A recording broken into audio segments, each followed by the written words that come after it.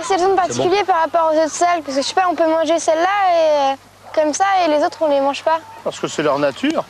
Il y en a d'autres, comme l'Imantalus elongata, c'est une algue très longue là. Ben, pour les manger, pour qu'elles soient bonnes, il faut les faire fermenter. Tu les laisses fermenter, macérer, et puis à ce moment-là, tu les cuis. Et c'est là qu'elles sont délicieuses, une fois qu'elles sont transformées en fermentant. On va manger de plus en plus d'algues, vous verrez. Parce que il n'y a pas de lipides, donc il n'y a pas de graisse dans les algues. Hein. Il y a beaucoup de protéines, c'est très très riche en protéines. Et puis surtout, il y a aussi de la fibre. Hein. Donc ça aide pour les transits intestinaux, tout ça.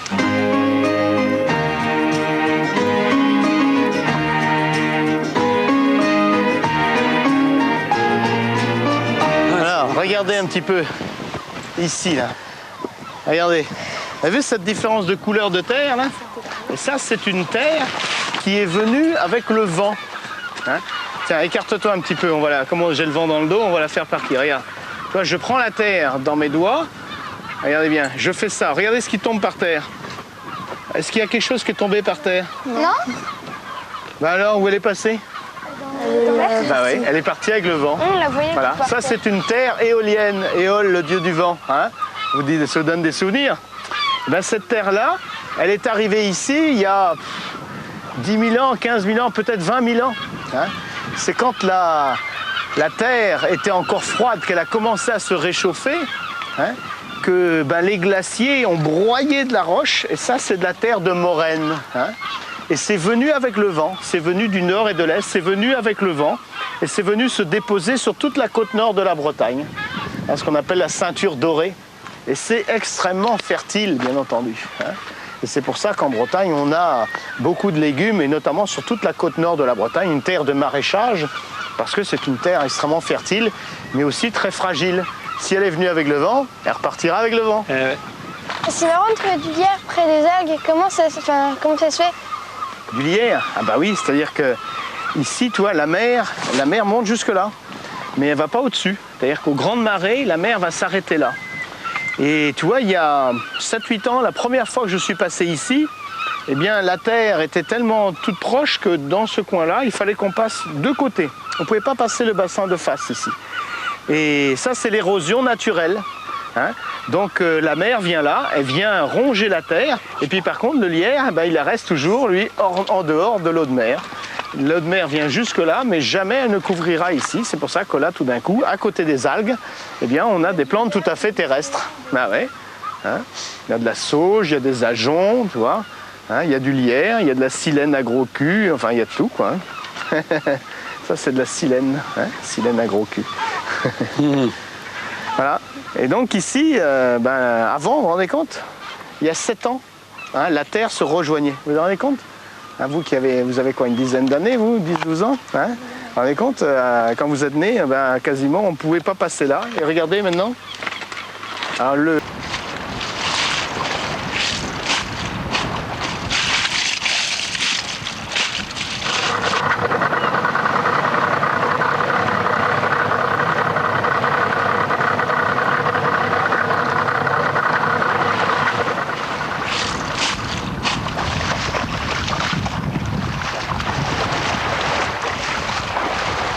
Venez donc les enfants, venez donc voir.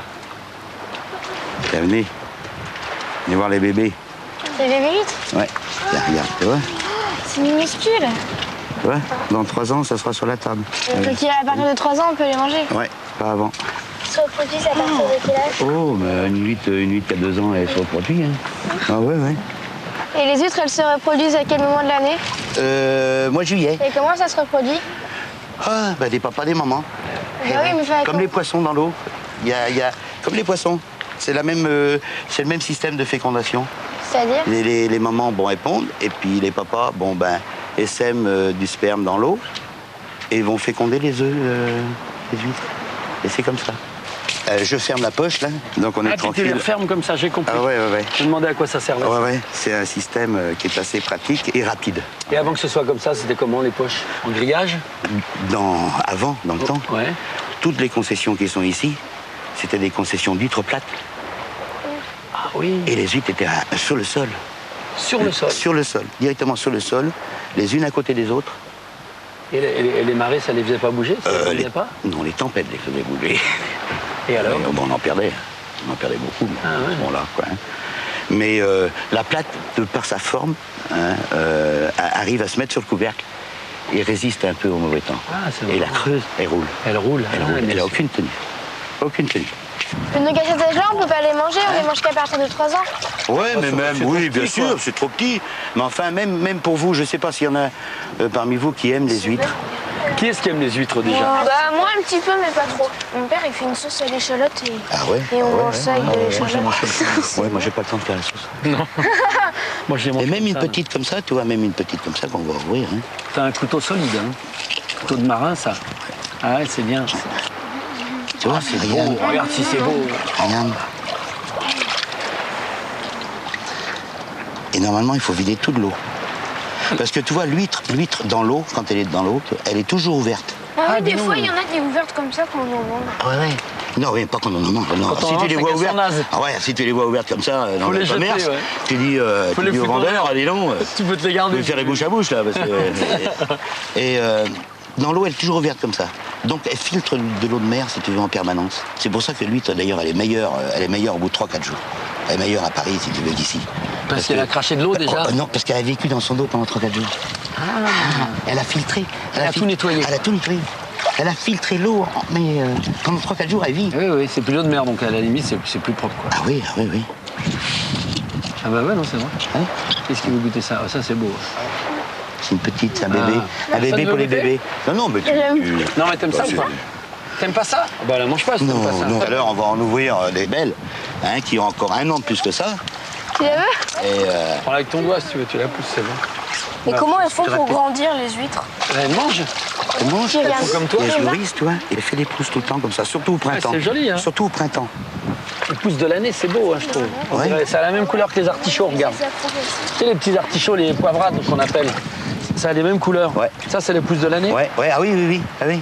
C'est joli, hein? Ça c'est ce qui a poussé cette année. là. Cette année, ouais. Ce qui est rouge, ouais, là, ouais. rouge, Et puis là, en ce moment, il y a arrêt de pousse. Ah, pourquoi? Elles préparent leur laitance. Ah, Et peut-être pendant- qu'elles ont autre chose à faire. Voilà. Elles peuvent plus grandir, elles travaillent Voilà. sur un autre truc. Voilà. Voilà. Et comment vous savez qu'il y a un arrêt de pousse? Bah, il le voit, lui. On voit par, Il a l'habitude. par transparence. Tu prends Ah une huître oui. comme ça, tu vois, et puis tu appuies avec ton doigt sur les bords, et quand c'est tendre, c'est qu'elle pousse. Ouais, ouais. Et là, elle est dure. Ah, y est, toi, Ah, elle est toi, dure. elle est dure. Donc là, il y a arrêt de pousse. Je pense que ça va durer Et c'est surtout. 15 jours, 3 semaines. Ah, sur toutes. Ah ouais, ouais. Ah ouais, sur toutes.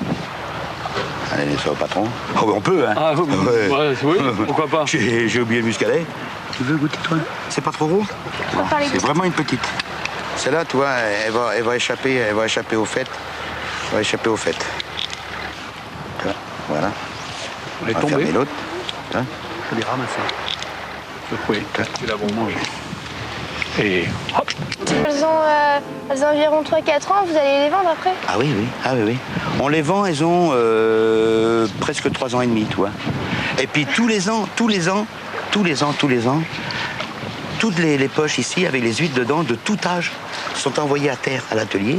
Hein, sont envoyées à terre, et on les travaille. Bon, tu commences par les huîtres, si tu veux, qui ont 3 ans. Bon, celles-là, on les vend à partir du mois d'octobre jusqu'au mois de décembre. Et dès le mois de janvier, on ramène les huîtres qui ont 2 ans maintenant. On les amène à l'atelier, et c'est là que tu prépares ta saison prochaine. Tu commences déjà à les sélectionner. Tu les sélectionnes par taille. Oui, par taille. c'est ça. Par taille. Et on en met un nom bien défini dans les poches. Et on sait, c'est comme ça, on contrôle bien son élevage. sais combien, quoi. voilà, On sait, tu sais ce que ouais, t'as. ouais. Là, vous avez fait une grande étendue de parc à huîtres et ça représente environ quelle surface? Vingtaine d'hectares, Oh là là, Ah d'accord. en tout. quel boulot. Ah ouais. Et vous oui, arrivez hein. à tous les visiter en la Mais journée? il a intérêt. En nageant, ouais. Regarde-toi, regarde le Là-bas. personnel qui est là. Hein. Et le vieux est feignant, mais là, t'as des vaillants là-dedans, tu sais, je dis tout de suite. Hein. Vous êtes environ combien à travailler dans les parcs à huîtres? Là, une bonne douzaine tout le temps. Et depuis quand vous faites ce métier? Trop longtemps. Trop longtemps. Trop longtemps. 43, 44 ans. Oh là là. Et t'as inventé des trucs? Par exemple, le tracteur, la barge qui est là. Non, non, c'est pas inventé. C'est bricolé, mis au point, puis d'autres trucs. Et c'est pour ça qu'on n'a pas trouvé assez tôt ça. C'est parce qu'on a trop l'habitude de faire certains gestes. De faire les mêmes gestes, je suis d'accord. Et c'est baiser. Il faut sortir de là, absolument. Je vais vous ouvrir ça dans le car. Bonjour. Bonjour tout le monde. Je vous souhaite la bienvenue à l'abbaye de Beauport. Donc l'histoire de l'abbaye de Beauport, elle commence en 1202, au XIIIe siècle. C'est le Moyen-Âge. Hein. C'est beau. Le comte Alain de Guélo, il décide de fonder une abbaye à la mémoire de ses parents. Donc il a choisi l'emplacement de Beauport, à proximité donc de la mer. Et de l'autre côté, on a la forêt. Et les moines, ils pouvaient puiser des ressources. Alors pour habiter ces lieux, le comte Alain de Guélo, il a fait appel à des religieux. Puisque une abbaye, vous savez ce que c'est qu'une abbaye? Non. Alors un moine, il vit dans un monastère. Il est cloîtré, il n'a pas le droit de sortir. Qu'un chanoine, lui, vit dans le siècle. Il vit également à l'extérieur. Et notamment à Beauport, les chanoines devaient s'occuper de leurs églises. C'est-à-dire qu'ils faisaient office de curé. Et également, les chanoines de Beauport avaient une vocation hospitalière. Donc, ils donnaient de la nourriture aux pauvres. Oui, mais si c'était les laïcs justement qui reprenaient l'argent, les chanoines, ils n'en avaient plus. Et voilà, justement, les chanoines, justement, vont en venir. Qu'est-ce qui se passe quand on n'a plus d'argent pour entretenir un bâtiment comme celui-ci? Il se dégrade. Il se dégrade, il tombe en ruine. Et qu'est-ce qui tombe en premier en général? Les toitures. Les toitures. Et ça emmène les murs. Voilà, donc, on est tranquille pour les travaux des toits. Alors on est en train de refaire. Oui, ça a été classé monument historique en 1862 grâce à Prosper Mérimée. Ah, mais il y a longtemps. Oui. C'est qui Prosper? Ouais. Il y en a eu deux en France. Il y a eu Prosper Yoplaboum, c'était un bonhomme qui chantait ça, qui s'appelait Maurice Chevalier. Et Prosper Mérimée, qui était un écrivain, un bonhomme qui écrivait, non? Et qui a eu des bonnes idées concernant les monuments historiques, entre autres. C'est-à-dire que c'est le premier, je crois, qui ait pensé à dire celui-là on le protège, ça veut dire vous n'allez pas le péter pour fabriquer des écuries ou des trucs comme ça, parce qu'il y a plein de châteaux qui ont été détruits, même encore maintenant, et qu'on vend en pièces détachées. Je schématise, j'ai un langage mais c'est très bien, c'est très bien. Parce que je vous sens un petit peu tendu là devant les autres. Non, mais moi c'est vrai, je rigole, mais c'est ça, hein. C'est ça. Il y avait quand même des escrocs à l'époque, même parmi les curés. Notamment. Bon, et d'ailleurs on peut pas balancer, mais...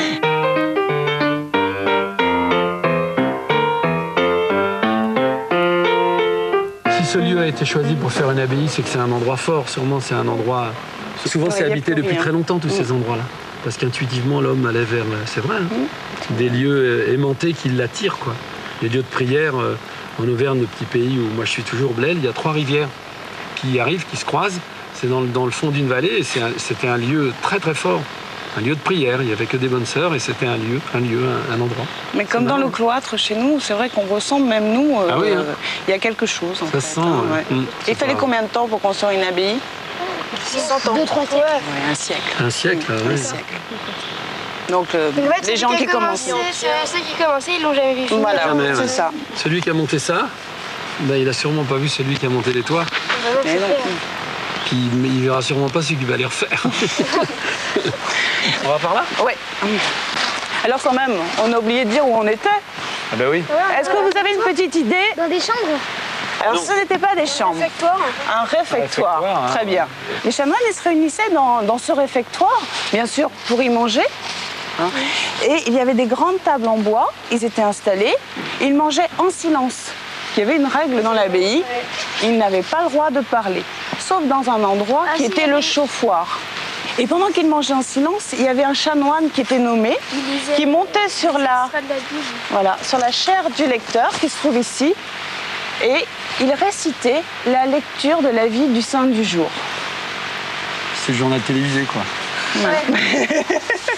Non, mais s'il parlait pas du tout, il devait peut-être un petit peu s'ennuyer quand même, malgré même la force de la prière.